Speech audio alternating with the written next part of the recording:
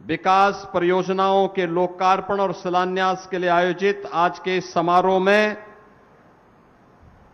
उत्तर प्रदेश सरकार में बेसिक शिक्षा विभाग के मंत्री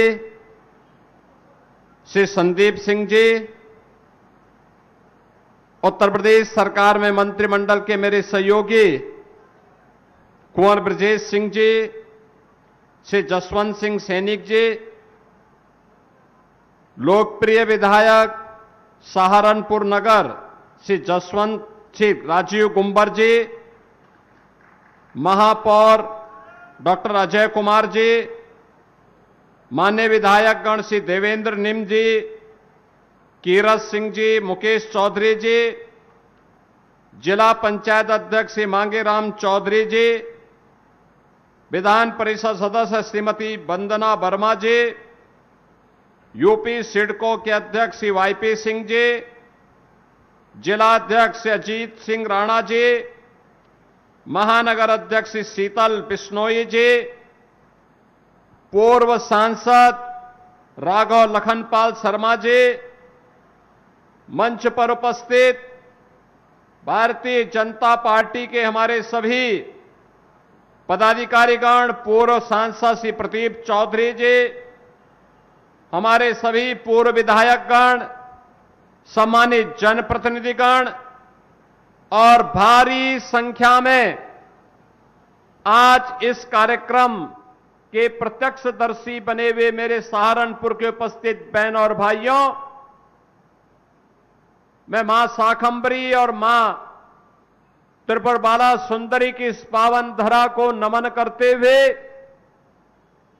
आप सभी का मैं अभिनंदन करता हूं कि मौसम की विपरीत परिस्थिति के बावजूद आप पिछले 3 घंटे से यहां बैठ करके इस कार्यक्रम को आगे बढ़ा करके सहारनपुर के विकास के लिए अपनी प्रतिबद्धता को यहां पर दिखा रहे हैं।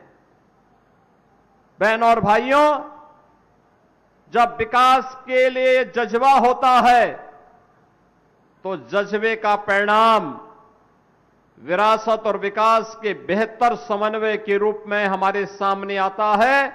और आज इसीलिए मौसम की विपरीत परिस्थिति के बावजूद 620 करोड़ रुपए की लागत की परियोजनाओं के उपहार सहारनपुर नगर और देहात की जनता जनार्दन को अर्पित करते हुए मुझे अत्यंत आनंद की अनुभूति हो रही है। आप सबको मैं इसके लिए हृदय से बधाई देता हूं। यह मेरा सौभाग्य है कि आज मुझे बेसिक शिक्षा परिषद के द्वारा स्कूल चलो अभियान के दूसरे चरण के कार्यक्रम को सहारनपुर से शुभारंभ करने का भी अवसर प्राप्त हुआ।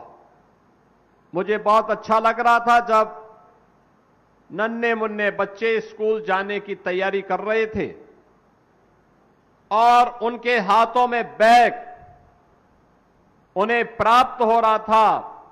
ये बैग केवल बैग नहीं, नए भारत की वह उड़ान है जिसे ये बच्चे विकसित भारत के रूप में पहुंचाने का काम करेंगे।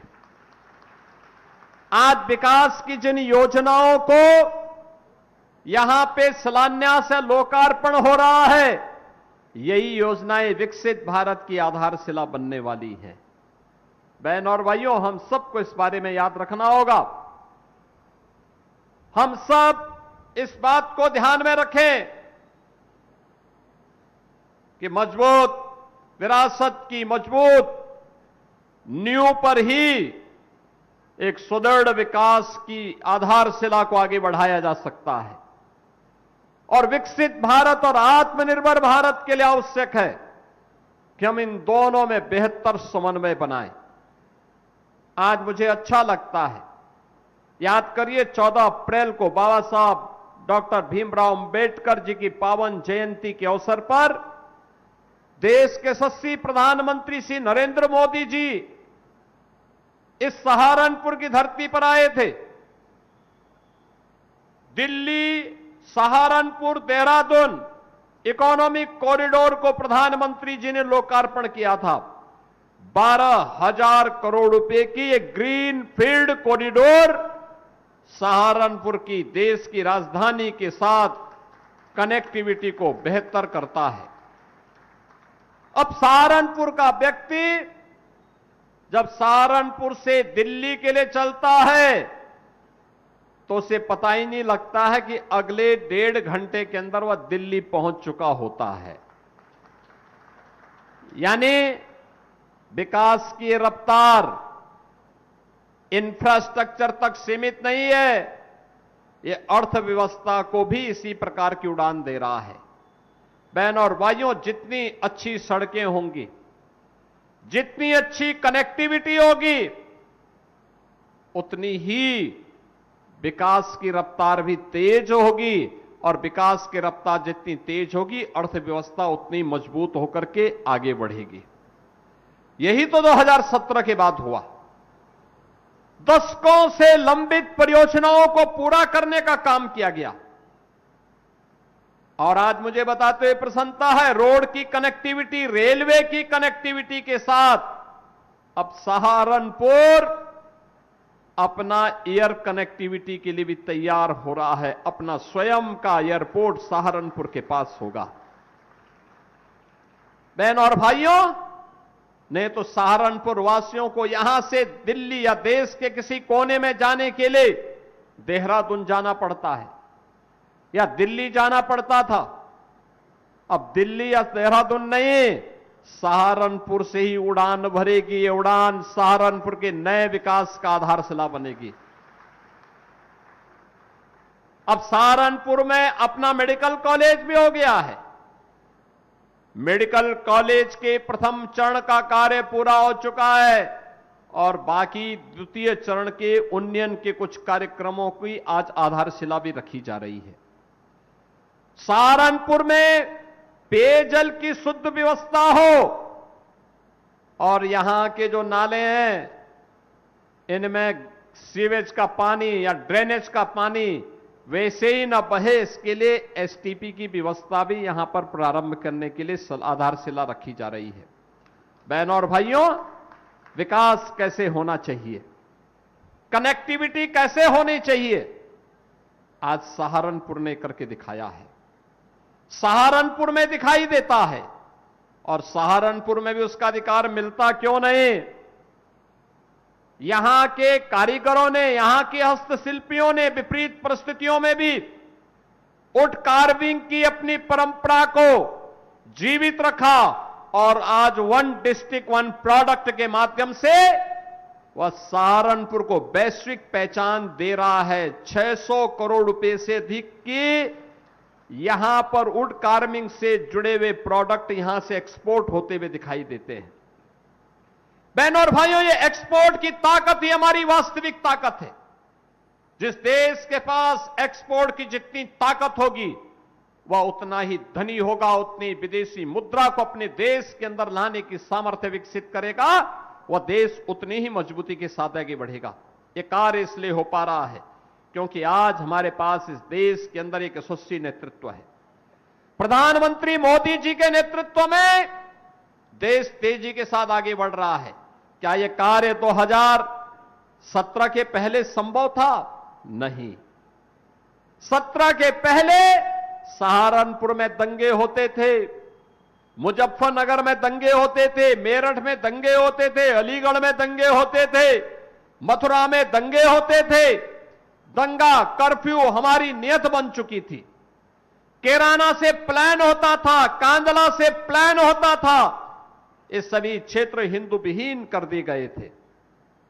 बहनों और भाइयों, न बेटी तब सुरक्षित थी, न व्यापारी सुरक्षित था।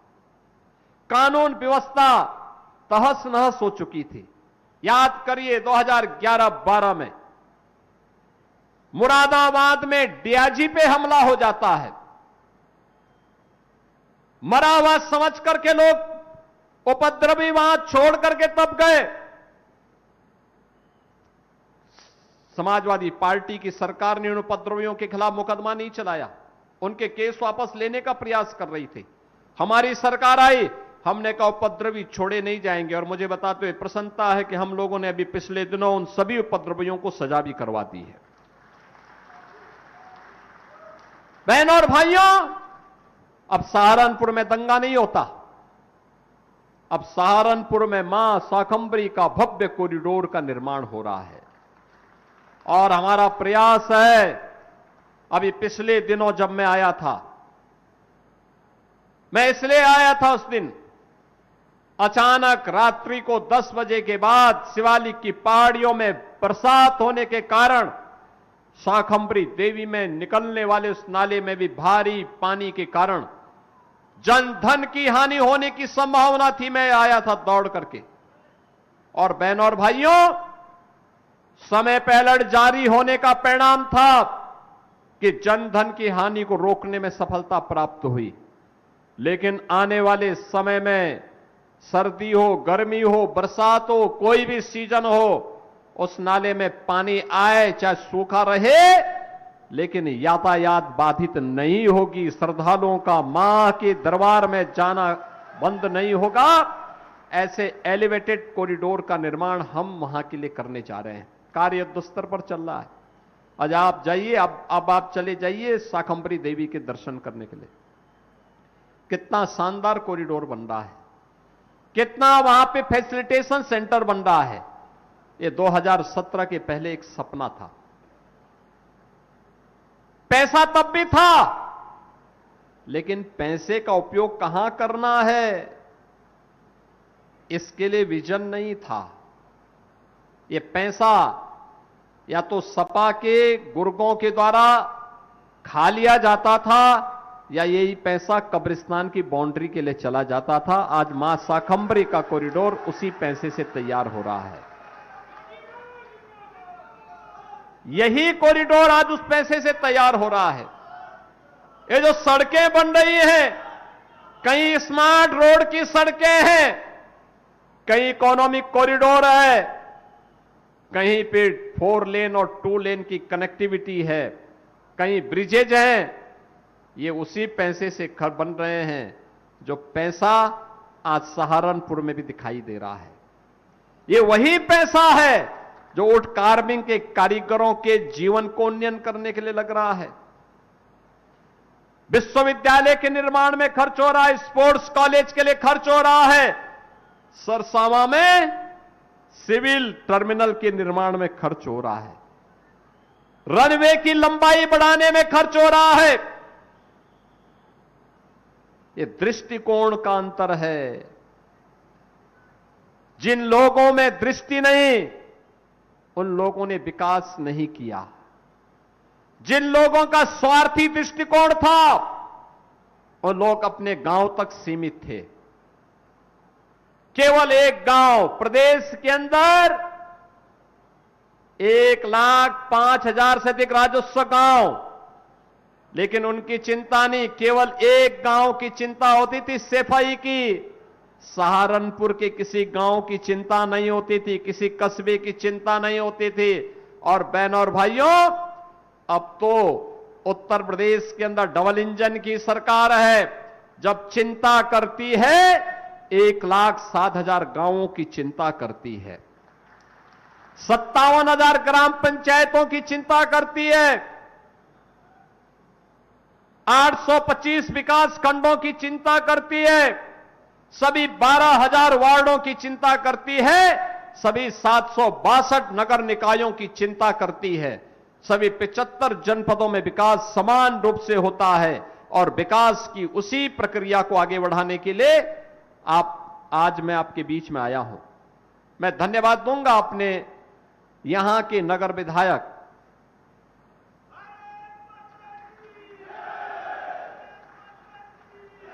जिन्होंने लगातार विकास में रुचि ली, और विकास में रुचि लेने के साथ लगातार पैरवी करते हैं। राजीव कुंबर, उन्होंने विकास में रुचि ली तो आज बस स्टेशन आपके यहां बन रहा है। उन्होंने और महापौर ने रुचि ली तो स्मार्ट रोड बन रहे हैं। उन्होंने रुचि ली तो यहां पर विकास के वे सभी कार्य आ पा रहे हैं जो कभी सपना था, और इस मंच पर जिन जनप्रतिनिधियों को आपने जिताया है ना, ये पांचों जनप्रतिनिधि और हमारे दोनों सांसद जो हार गए थे, हारे हैं लेकिन हिम्मत नहीं हारे हैं। उन्होंने भी विकास के साथ हाथ कदम से कदम मिलाकर के चलने का संकल्प लिया। परिणाम है इकोनॉमिक कॉरिडोर भी बन रहा है और परिणाम है सरसावां का एयरपोर्ट भी बन रहा है।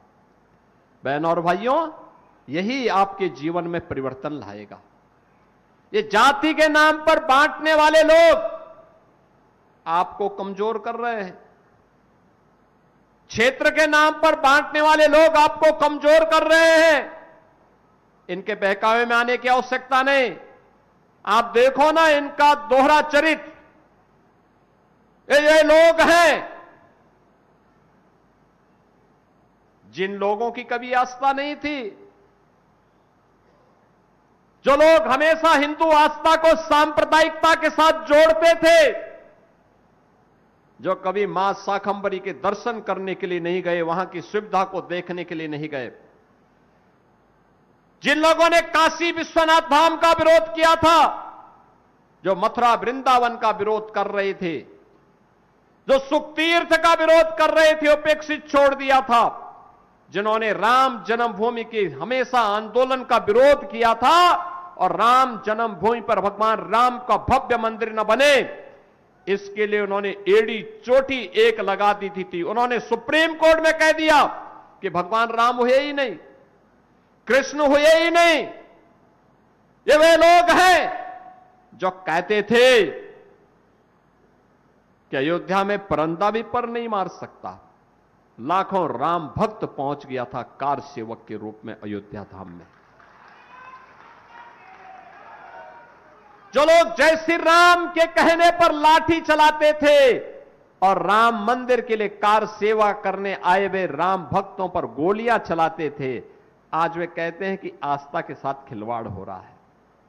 ये आस्था के साथ खिलवाड़ नहीं, जो अपराधी होगा उसके खिलाफ कठोरतापूर्वक कार्रवाई होगी, लेकिन हिंदू आस्था के साथ किसी को खिलवाड़ करने के लिए छूट नहीं देंगे। मैं कांग्रेस और समाजवादी पार्टी के नेताओं से पूछना चाहता हूं, यह आस्था तब कहां चली गई थी जब कांवड़ यात्रा को आप लोग रोकते थे, जब श्री कृष्ण जन्माष्टमी के आयोजन को आप प्रतिबंधित करते थे, जब दुर्गा पूजा के अवसर पर दुर्गा पूजा के पंडालों पर आप जबरन रोक लगाने का काम करते थे और मूर्ति नहीं रखने देते थे, विसर्जन नहीं होने देते थे, भक्तों पर लाठी चलाते थे, तब आस्था का ध्यान नहीं आया। जब मंदिरों के नवनिर्माण पर उनके सुंदरीकरण के लिए और कॉरिडोर के लिए पैसे को कब्रिस्तान की तरफ बेचते थे, तब आस्था का ध्यान नहीं आया। आज आस्था दिखाई दे रही है जब अयोध्या त्रेता युग का स्मरण करा रही है। अयोध्या तो अयोध्या है, अयोध्या को कोई आगे बढ़ने से रोक नहीं सकता। दिव्य और भव्य अयोध्या प्रधानमंत्री मोदी जी के नेतृत्व में, बहनों और भाइयों, यह वह सरकार है जो विरासत का भी सम्मान करती है और विकास के कार्यों को भी आगे बढ़ाती है। अयोध्या में 2017 के पहले संकरी गलियां थी, आज चारों ओर से 4 लेन की कनेक्टिविटी है। रेलवे की मीटर गेज की लाइन थी, आज ब्रॉड गेज की डबल लाइन से अयोध्या जुड़ा है। इंटरनेशनल एयरपोर्ट बन गया है। पहले एक छोटी सी एयरस्ट्रिप थी, जहाज नहीं उतर पाता था, आज वहां इंटरनेशनल एयरपोर्ट और एयरपोर्ट का नामकरण महर्षि वाल्मीकि के नाम पर।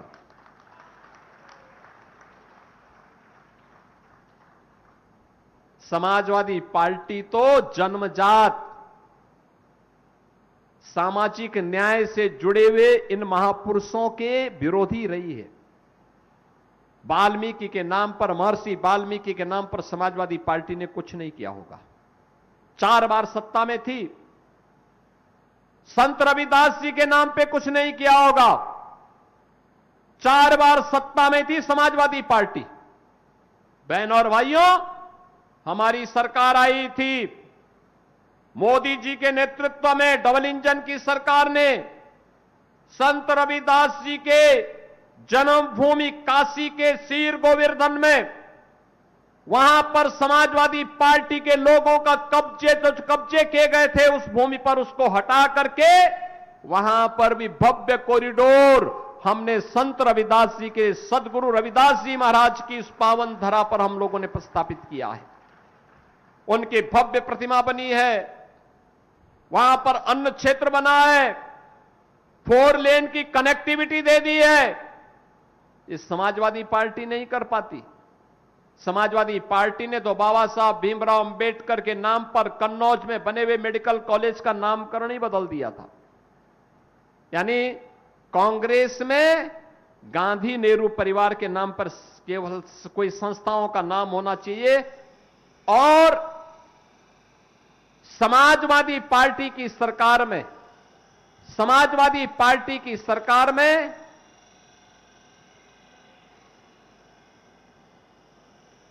और पंखे के उसमें कोई बैठ गया होगा, उसको वहां से हटा दो, कोई चीज उसकी चपेट में आ गया होगा।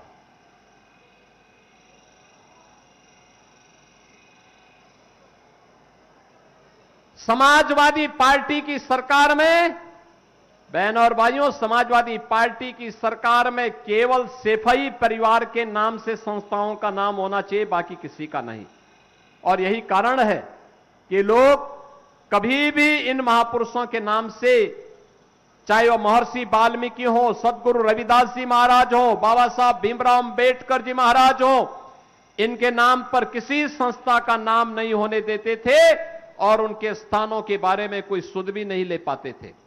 आज मुझे बताते हुए प्रसन्नता है, ये डबल इंजन की सरकार इसके लिए लगी हुई है, कार्य कर रही है, पूरी मजबूती के साथ इनके उन्नयन के लिए कार्य कर रही है, और साथ साथ नौजवानों के रोजगार के लिए, आधी आबादी की सुरक्षा और उनके स्वावलंबन के लिए पूरी प्रतिबद्धता के साथ कार्य कर रही है। आज जब सरकारी नौकरी के नियुक्ति पत्र वितरण करता हूं मैं लखनऊ में, सहारनपुर का नौजवान भी नियुक्ति पत्र प्राप्त करता है।